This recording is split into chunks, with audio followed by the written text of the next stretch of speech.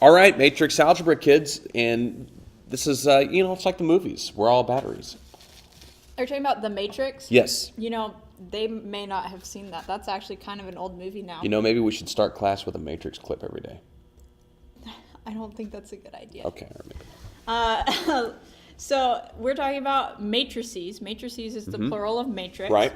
And they look kind of like this. They are rectangles.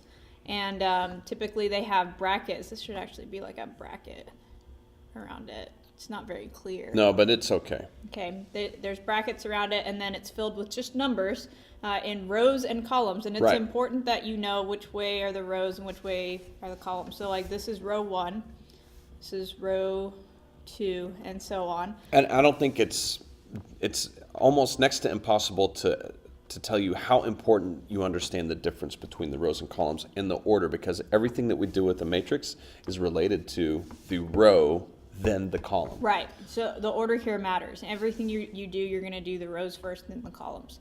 And so what I usually do is I usually think about it whenever I'm starting a problem, because I forget which way is which too. So when I think about it, I think columns like on a building, right? Are like up Supreme and down. Court building or the state capitol or something like that. Right. So these are columns up and down, just like on a building. And then once you know which ones are the columns, then the other ones have to be rows. They got to be rows. So each of these we can represent with like A to a subscript, and the subscript is the first number is the row that it's in, the second number is the column. Right. The other thing we can do is we can talk about the order of this matrix, which is the size of it in like a dimensional sort of way. Or you could even say the shape. The shape of it, right?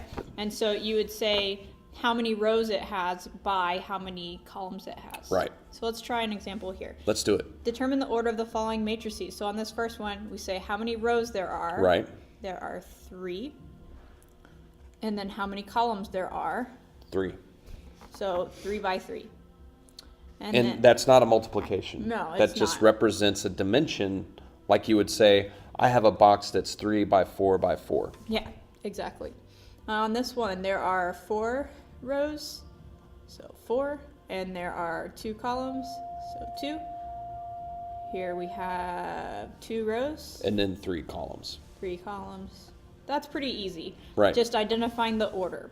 And then in the first matrix above, so by that I mean this one, identify element A subscript 12. So that means row 1, column 12. Yep, column 2. Oh, yeah, that's what I meant. Column 2. The first number is the row, the second number is the column. So might be a handy thing for this lesson, maybe for several matrix lessons actually, to have some multicolored highlighters where you can see through, or pins, because what you can do is you can actually highlight the row and the column, and where they overlap is the specific thing that we're interested in. Right. So here is the first row, the second column. Where they overlap is the element A1, 2.